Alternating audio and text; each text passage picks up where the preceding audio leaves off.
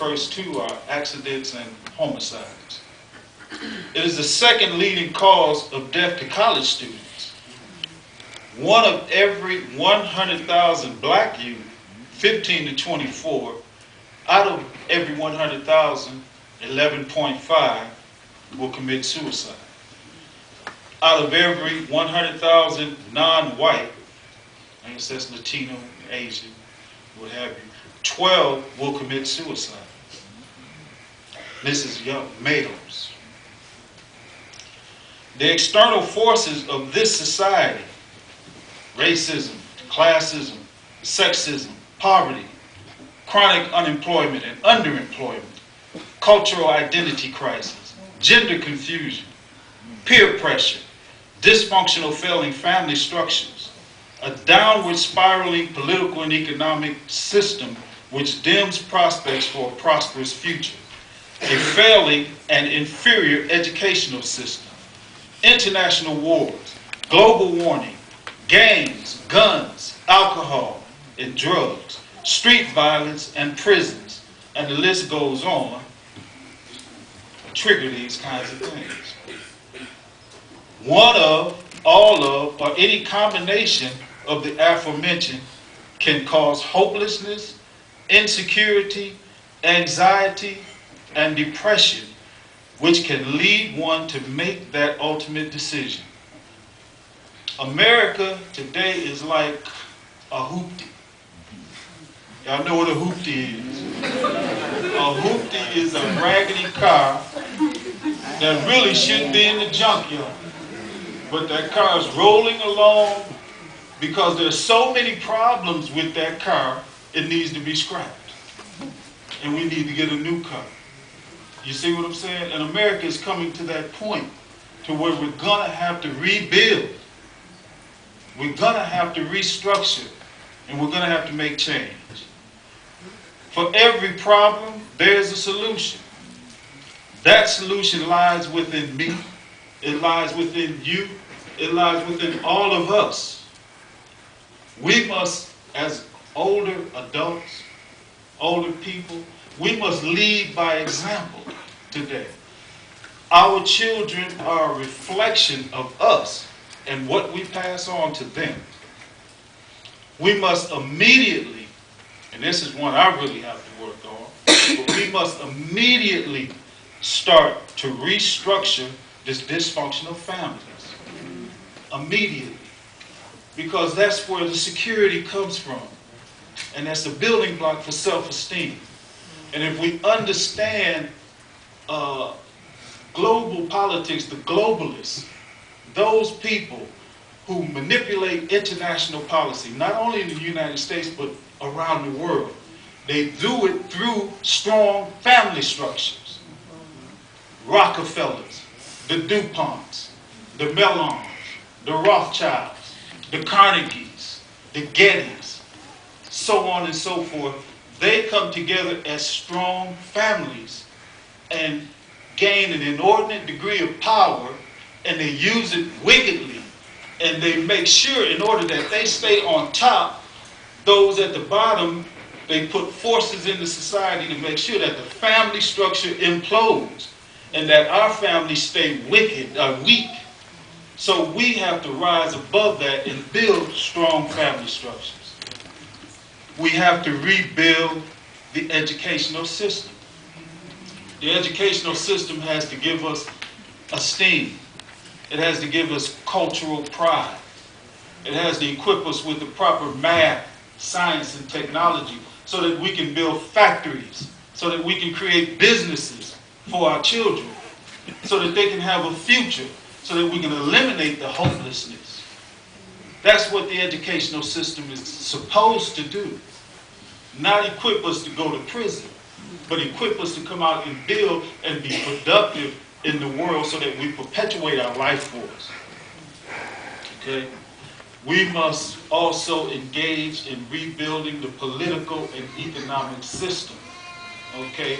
We want a political economic system that properly distributes the wealth of the land and the wealth of the cosmic universe to everybody fairly. And if we don't do those things, then we'll have more Rickies. And remember, we're here to celebrate the life of Ricky. Ricky's life had a purpose. We must learn from his purpose. And we must build on what we learned. We must apply what we learned. And Ricky will not have left it in vain. We love Ricky, and Ricky lives on through us. Thank you.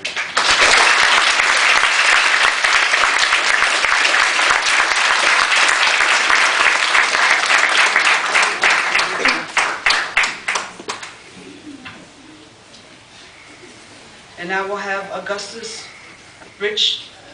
Gus.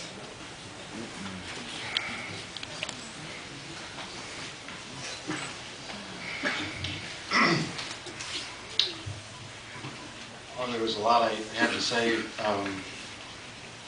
So many eloquent people have been here before me tonight, so I will have substantially less to say. Thanks to the wonderful words of those who have come before me. My name is Gus Rich. I was lucky enough to be one of Cookie's teachers at Milwaukee High School of the Arts. On Thursday morning, there was a substitute who said to me, Gus, if I wanted to show a movie in class today, who would I talk to about getting the equipment set up? And the word almost came out of my mouth, because the person who would have taken care of that would have been Cookie. That he was the one I went to on a regular basis when something needed to get done, and it needed to get done fast. And I asked myself, how will we make all of this work? And I selfishly thought, how will I make this classroom work now that I am alone, without Ricky? And it reminded me of a story that I was once told. A man, grief-stricken over the loss of his son, went to his place of worship to ask the advice of the monk. How will I go on now that I'm alone? And the monk said, I can answer that question. But before I do, you must go to every home in our village and collect a mustard seed from every family that has not been touched by the loss of a loved one. And the man happily, knowing the path to understanding, went off to find those mustard seeds. And several hours later, he returned to the monk empty-handed, understanding that in his grief, he was not alone. We are not alone.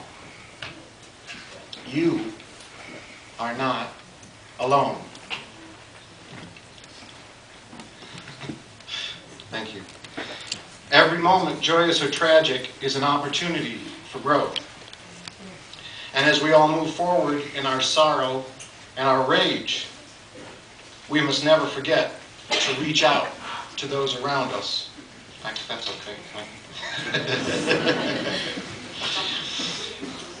Because each moment brings us the opportunity to show our loved ones and our friends and even those around us we don't care for very much how important they are, and that they make an important difference in our lives. And along those lines, I do want to take a brief moment here to speak to every man in this room, and that is to remember that each and every one of us is a father and a brother to every child in this room. And also let us never forget that we are all children that need the help of those around us. So never be afraid to reach out for that assistance. We are a family, and we always will be. And the way we put it in the theater department is that our family functions as a wheel. And every one of us is a spoke in that wheel, and we run smoothly with all of us there. And the loss of Cookie has left us without a very important spoke in that